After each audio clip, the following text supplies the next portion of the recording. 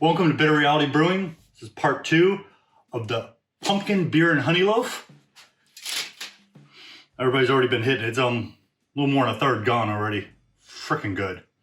Really, really good. Little pecans in there would have been nice. But this part 2, we've already made the beer loaves, or the pumpkin beer and honey loaves. This one, we're actually going to do the pumpkin beer and honey loaf or bread pudding with a caramel apple brandy sauce.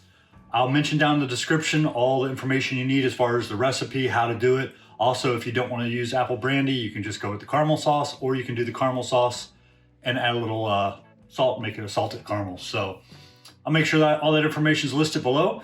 So let's get busy, and don't forget, like, subscribe. Thank you again for all the sharing. It's great. If you haven't seen the video on how to make the pumpkin loaf or pumpkin beer and honey loaf, I'll make sure to link that so you can get to that. Definitely appreciate the support. Okay, so essentially, you're just gonna take the loaf, and we're gonna cut it up into, you can do 1/4 to 1/2 inch squares, or as close as you can get to squares. Doesn't really matter. So take it like that. Take the dry side, since it's gonna crumble a little more. Doesn't have to be perfect. And then I'm sitting there overanalyzing it. Okay, so, I mean, things like that, that'll work. Our goal is basically we're gonna dry it out. So, you'll need a cookie sheet, and you can either spray it with some cooking spray, or what I like to do, because it'll dry out faster, I put it up on something like this, the air will get under it and help to dry it out, which is what we're trying to do. We're trying to dry the bread out so when we add it to all the liquid, which is gonna have cream and milk, it's gonna absorb it, and it's just gonna be really, really good. So I'm gonna go ahead, dice this up, and we'll continue. Okay, so I diced up the 1 pumpkin loaf. Yes, that's 1 pumpkin loaf into, say between 1/2 to 1/4 inch, probably closer to just a hair over 1/4 inch. And you want to preheat your oven, to 400 degrees Fahrenheit. Put it in there for about 15 minutes. We're just looking to kind of brown the top, and a little trick is any of the brown side, put it down. That way it's kind of cooking the top a little more, it'll dry it out a little bit more, and then you're going to want to let it cool for at least 15 minutes before we continue. Do not turn your oven off at 400 degrees. Once you pull this out, and you're going to let it cool, which you should put it on a rack or something to cool, but this is going to be cooking on a rack. When I pull it out, I'm going to let it sit on the rack. Basically drop your oven down to 350 Fahrenheit, which is, I believe, 180 Celsius. So that way you'll be ready for the next part. Okay, here we go. I'm gonna go put this in the oven. There we go. Center rack. And we'll let that sit in there for about 15 minutes. It's 385, it's close to 400. It'll be all good. Okay, a little toasty, but it's all good. Brown on a few edges, but definitely drying it out. I'm gonna let this sit and cool. I might try to take it off that pan and just let it cool even better. That way it'll cool a little faster. And we'll go on shortly. Okay, sorry about the noise from the oven in the background. Got something to cook in. It's gonna need to be about anywhere from, say, 11 by 8, somewhere in that dimensions. This is actually about 12 by 8. It's a little bigger with the flared out edges, but overall it'll work. Technically, if you have a 9 by 9 and it's deep enough, that should work too. So what we have here is we have 1/2 cup of granulated sugar, 1/4 teaspoon of salt, and 1/2 teaspoon of pumpkin spice. I'm just gonna dump this in here.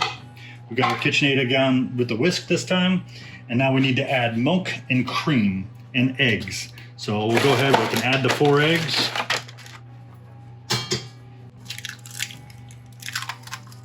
And like I mentioned, the description and the recipe I'll put down below, but there's the 4 eggs.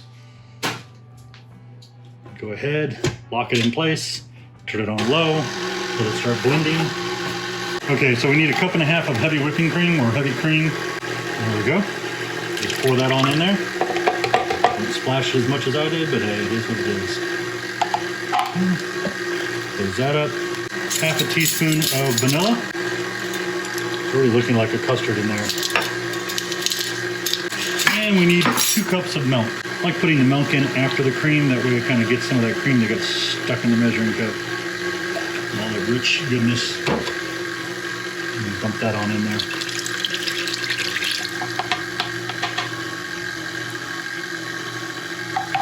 that blend up for a second. You don't really want to whisk it too fast, but it's just nice and stirred together. All that sugar's dissolved and everything's dissolved. Yeah, that should be really good.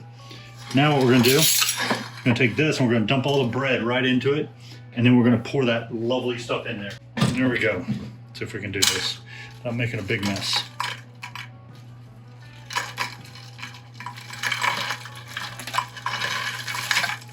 Yeah, pretty good. Dropped a couple pieces, so I'm not too worried. Okay, I'm gonna drop in, I got about a quarter cup cranberries. If I were to smash it down, all fluffed out, it's almost a half a cup. I'm just gonna spread them out. So they get stuck together. We don't want them stuck together. If you don't want cranberries, you don't have to put them in here. You want walnuts, go ahead. If you want pecans, go ahead.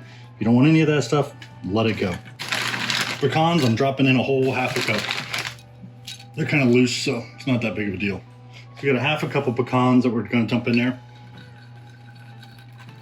Probably should dump it over the top, but we'll mix it all up. And you just want to pour it over everything, nice and slow.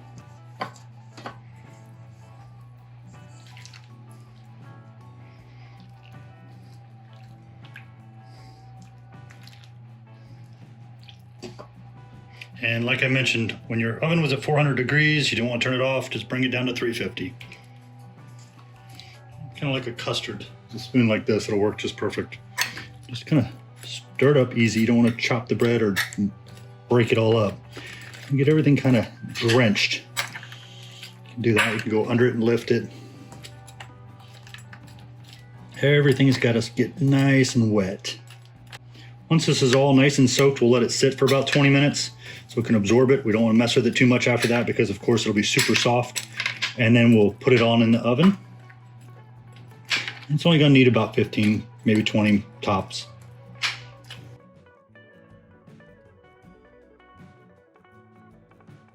Biggest goal here is you just want to get it all wet and kind of even.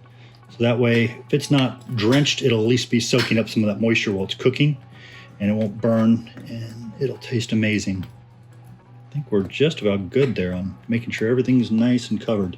Because my pumpkin spice didn't blend in very well, I'm just sprinkling a very, very light amount, probably about a quarter teaspoon maybe, across the top. And give it a nice, yummy, crunchy top. A tablespoon of raw sugar or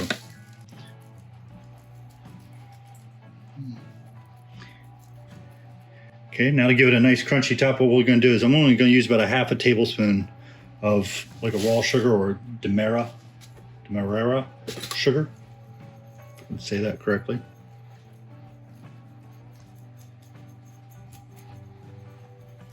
Well, that's good. You want to use half of that. That's a full tablespoon sitting. Okay, we're gonna let this sit for about another 10 to 15 minutes, and then we're gonna put it in the oven at 350 degrees. And it's gonna take about an hour, maybe a little longer, but at least a solid hour. Okay, here we go. Remember 350? We'll put this in there. If it starts, it should literally take 50 to 70, 75 minutes based on your oven at 350. But if it starts to look like it's burning on the edges a little, just put a little piece of foil over there. That'll keep it from getting a little too dark in some areas. And we'll let it go. Okay, here we go. Pumpkin, beer and honey, loaf pudding. Bread pudding, whatever you want to call it. The pecans, I already snagged one, amazing. We're gonna go ahead and make the caramel apple brandy sauce. And basically calls for a quarter cup of butter. So I just sliced a quarter cup of butter. I'll drop that in there. A little greasy. And a quarter cup of cream. You can always make more of this if you need more, but it is very rich. And then we're gonna go ahead, crank the heat up a little bit. Kind of want to get it to start simmering, medium heat. I have it at 7, I'll bring it down a little bit. This is a half a cup of packed brown sugar and a pinch of salt on top. There we go. And of course it sticks. We have some apple brandy, which we're gonna add at the end. We're gonna add about a tablespoon and a half. Even before you start seeing it, you may want to start stirring it because the sugar you don't want to sit and burn. And I probably could have melted the butter, but it's all good. It's just a little bit more patience involved. And I got a tablespoon of powdered sugar we're gonna add to it. That'll be towards the end. There we go. Things are starting to melt. Some bubbles starting to form. Starting to get there. I'm going to add the brandy now.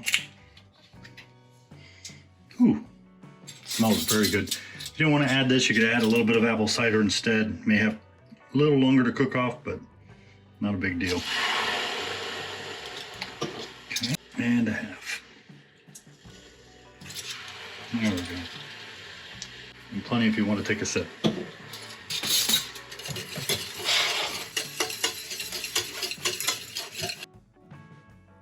I'm going to go ahead and add the powdered sugar. Stir that in quick. Don't want to burn it. Smelling really good. I'll turn that heat way down.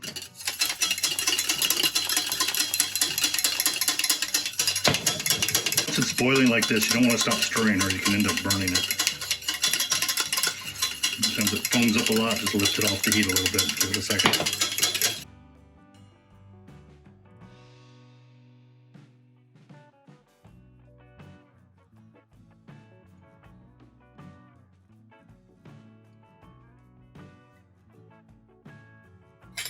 Okay, here we go.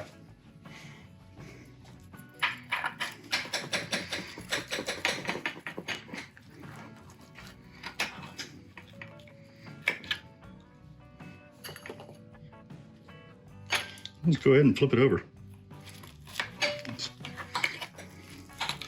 There we go.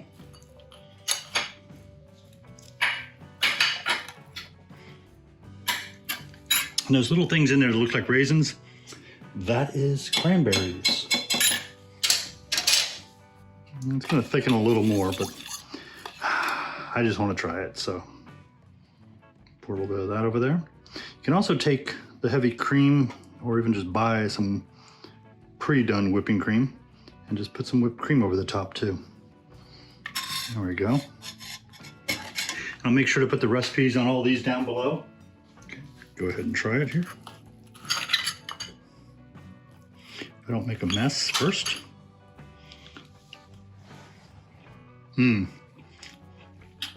That'll work. The apple brandy is nice, but it's not overly rich. If I did it again, I think I'd put a lot of raisins in it. I would definitely like some raisins. Cranberries are nice, but I didn't put that many.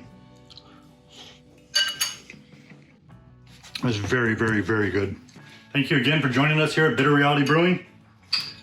I'm going to keep enjoying the pumpkin beer and honey pudding with an apple caramel brandy sauce. It'll work. A little vanilla ice cream, or since I can't do ice cream, a little vanilla yogurt would work too. I would go really, really well with it, especially warm. Ice cream cold, but pudding warm. Thank you again for joining us at Bitter Reality Brewing. Don't forget, like, subscribe, and thank you again for the sharing. Thank you.